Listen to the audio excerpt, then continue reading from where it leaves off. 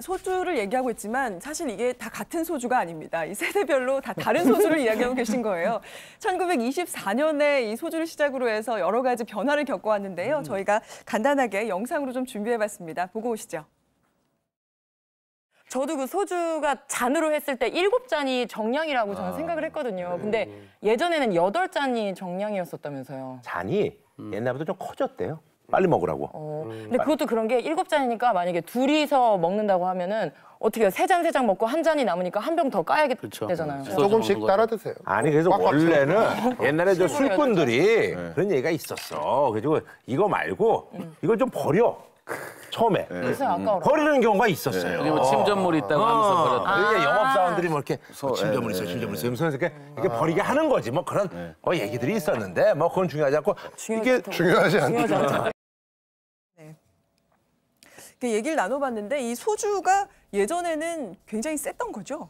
그러니까 소주는 정말 그 독한 술 먹고 나서 캬 소리가 나야 되는 그 소주였는데 이게 처음 소주가 등장했을 때는 30도, 알코올 도수가 30도였었는데 시간 지나면서 뭐 지금 보시는 것처럼 23도, 19.5도, 17도 계속해서 이제 점점 알코올 도수가 연해지고 순해졌죠. 이게 뭐 여성 그 애주가들이 많이 늘어나면서 여성들 소비를 늘리기 위해서 이렇게 했다라는 얘기도 있고 도수가 낮아지면 병수가 많아진다라는 얘기도 있습니다. 맞습니다. 뭐 저희 같은 경우에는 좀 약간 독한 소주 먹고 싶으면 요즘은 소위 말하는 이제 빨간 뚜껑이 있어요.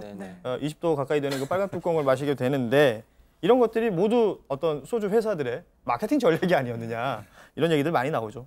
네, 사실 저희가 이렇게 또 소주 사랑을 이야기하고 있는데 오늘 오은 시인께서 이렇게 이 뉴스를 가져오시면서 또 특별히 준비하신 게 있으시다면서요? 네, 소셜미디어에서 활동하는 시인인데 소주와 관련된 재미있는 시를 썼더라고요. 그래서 공감위원분들과 함께 나누고 싶어서 제가 가지고 왔습니다. 네, 소개해 주시죠. 네, 소주, 이환천. 초록색만 쳐다봐도 신물나고 속이 쓰려. 녹색병의 독흙물을 2번 다시 안 마신다. 다짐하고 있었건만 내 눈앞에 술이 있고 안주들이 신비로워. 딱 한 잔만 마셔보니 어제보다 목 넘김이 부드럽고 깔끔해서 또 한 번 더 속아본다. 라는 이렇게 글입니다. 가슴이 따뜻해지는 그런 뭔가 울컥한 그런 느낌이 드는 건 저만인가요? 아니 사실 오늘 날씨가 소주 한잔하기 딱 좋은 날씨거든요. 비가 내리고 있습니다. 네, 아니 그런데 이게 소주값이 근데 왜 이렇게 자꾸 오르는 거죠?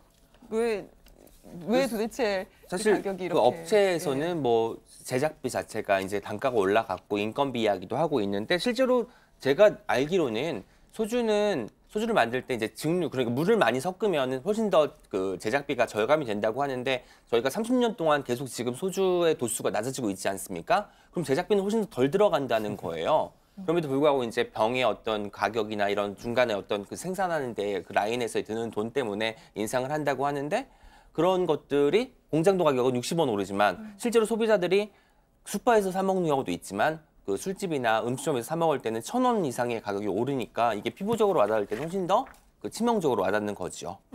이번에 기획재정부가 현행 주세 체제를 변화시키겠다라고 해서 다음 달 초에 개편안을 공개하기로 했었거든요. 근데 그것을 앞두고 이제 미리 가격을 올려놓고 이 세금을 어떻게 대처할지에 대한 후속으로 대응을 할 어떤 고민들을 하고 있기 때문에 먼저 기습적으로 가격을 올린 게 아니냐라고 하는 추측도 있습니다.